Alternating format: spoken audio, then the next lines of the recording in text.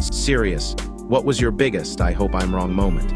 Before we start with the first story, please hit a subscribe and ring the notification bell to stay updated with us. Story 1. When I was in hospital with my son and the professor of pediatrics kept bringing new students to me and my son daily to observe what I just could not see as a first-time mom. The professor would ask me to do this or that with him, then turn to her students and say, "Do you see?" They would say, New batch of students the next day. Rinse, repeat. By day 6, I had a bad feeling that something was very wrong, but kept hoping it wasn't. I hoped I was wrong. I wasn't. A few days later, my baby was diagnosed with Duchenne muscular dystrophy. Story 2. Meeting a friend's boyfriend. He was an unemployed steelworker, and the look he gave me was chilling. I mentioned it to her later. About a month later, she kicked him out. He still had the keys to the place. He was waiting for her one night and beat her into a coma, then sat there for 2 days as she died. Story 3. I work with kids. This one 4-year-old was going through some major regression, wetting herself, wanting to sleep with mommy and daddy, having a lot of tantrums. It wasn't normal, and I've been a nanny babysitter since I was 12. She also had a new babysitter, her aunt and uncle. As you can imagine, the red flags were adding up. So I was changing her diaper, the regression got that bad, and asked if anyone had touched her down there. She broke down, crying. So I told her mother what I thought. Like, hey, these are all major abuse red flags that only started happening when her aunt and uncle started babysitting. I hope I'm wrong. For the love of God, I hope I'm wrong. But she needs a professional. Sure enough, I was not wrong. Story 4. 2 moments. One night noticed one of my testicles was hard as a rock. Sure enough, testicular cancer. Many years later, woke up with a bad headache one night. Sure enough, had a ruptured brain aneurysm. Survived both and feel great now. Story 5.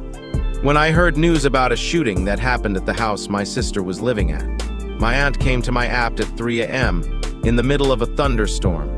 She had just gotten off work, and she had heard about the shooting, but no victims had been confirmed. And so, I sat the entire day. I didn't have a working cell phone then, and I had went and used the gas station's phone a couple of times, but the police wouldn't tell me anything over the phone. Eventually, I was able to make it out back to my hometown where it happened, and I walked up to the police outside the crime scene. They still wouldn't tell me anything. And so I was just like on the verge of a panic attack. One of my old neighbors waved me over and we sat on her porch, and one of her granddaughters handed me her phone, and the news had released some of the victims' names.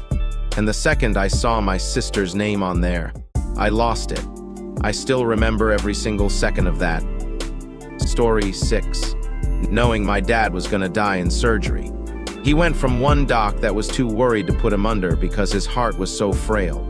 He went to another doc and he was like, "Oh yeah, this is a nothing burger. You will be all good in no time." I had trepidations and tried to voice them to him and my mom, and he jumped down my throat. He wanted it to be true so badly that any dissent was a direct attack, so I held my tongue and hoped. He died on the table. Story 7. After my husband collapsed, he was taken to the hospital by an ambulance. I wasn't sure what was going on. I was in shock and hadn't seen the fall, but it started not feeling right. They had me wait in a waiting room by myself once I arrived at the hospital. Then, a doctor took me through a back way to another room. He had me sit and sat down across from me and began to ask if my husband had pre-existing conditions, something I was already asked times by first responders. I went from thinking it was him fainting and getting a broken nose to holy shit, it's something much worse, coma from the fall. E-tick. He was 33 and healthy, though, so I quickly tried talking myself down in my head. However, it was significantly worse. He hadn't had a pulse in far too long and they couldn't save him. Story 8. When I was 12 years old, I had a fear that my mother was going to die within 6 months. I did not want to leave her sight. I felt so sick when I was at school away from her that I would have a complete phobia of leaving the house. I no longer would spend the night at my friends worried something will happen when I was gone. I even told grandparents of my concerns and they thought I was nuts. My mother was wondering what was wrong with me and ready to put me in counseling for my odd behavior. I opened up to her, telling her that I just know she is going to die here soon. She reassured me that is not going to happen and that she will probably outlive me. On my 13th birthday was the last time I seen my mother alive. She complained of a headache and died of an aneurysm. She was only 36 years old. Story 9. Had a friend commit suicide in March. He wrote me a handwritten letter and mailed me a package, but was leaving on a cruise. He got drunk, jumped, and they never found his body. But he wrote me a Discord message because he wasn't sure the letter would show up. So I spent 4 days just hoping to God I was wrong, but I knew from the first sentence of his message. Story 10. When I was 11, I was at a Little League ball game watching my brother. My grandmother was there and was telling me how my grandpa had a bad cold and was going to the doctor to get it looked at. I had this sinking gut feeling that it was lung cancer. It was literally the first thing that popped into my brain. Sure enough, later that month he got the diagnosis. I felt pretty guilty for a long time, thinking I had somehow willed it to be so. Story 11. When the creepy, senile, 95-year-old man living next door offered one of his bedrooms for one of our kids when I told him we were moving. I had been helping him with shopping, etc. before and during lockdowns, and the comments slowly got worse and worse. Adult social services were involved.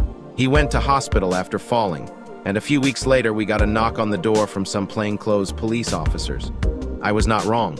They were looking for indecent images of children and needed to know if he had ever spent time along with our kids. He never had, as we didn't allow it due to all the creepy vibes. This plus other experiences have taught me that my gut feeling about a person when I first meet them is normally 100% spot on. Story 12. The last time I saw my grandfather, as we drove away, I said, I'll never see him alive again. That was on a Sunday, and he died on Wednesday. I'm grateful to have had that last couple of weeks with him. He told my grandmother that he wanted to see me. We lived 12 hours away, and as soon as she asked me to come, I was calling work telling them I would be taking a week or so off. He literally waited for me, and he had a wonderful week health-wise. He held on for me, and as soon as I was gone, he let go. I loved him more than anyone else in the world, and we all knew his heart was a ticking time bomb.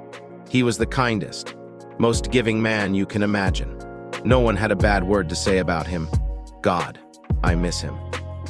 Story 13. My grandmother went into hospice care suddenly last year. I already had a paid-for trip planned, and she could be in hospice for months. And my father had already gone out of state to be with her, and we really couldn't afford to send me too. And, again, we really thought it would be months. So my mother told me to try and enjoy the trip as much as I could. My grandma would have wanted that, which is true.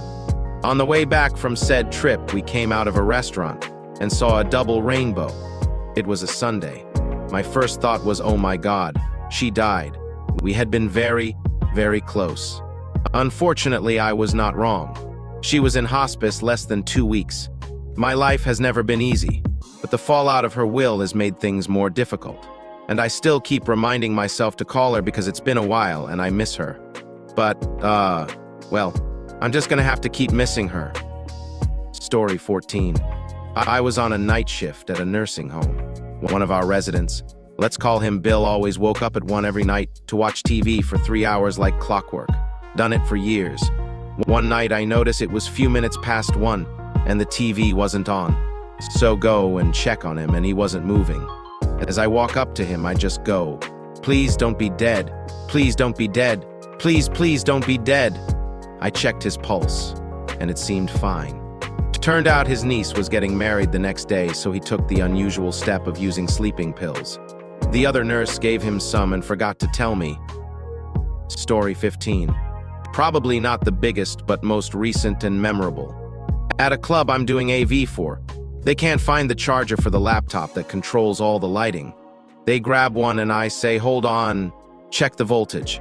Laptop wanted 19. This was 54, PO injector. I said, stop. No way. It's not the right one. Guy handling the lighting says he needs it for tonight and what's the worst that can happen?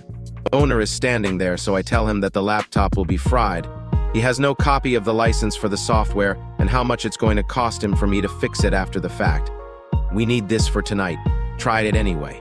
I backed up and let the lighting guy try. Of course it isn't fitting, but he's able to hold it just right so the charging light comes on.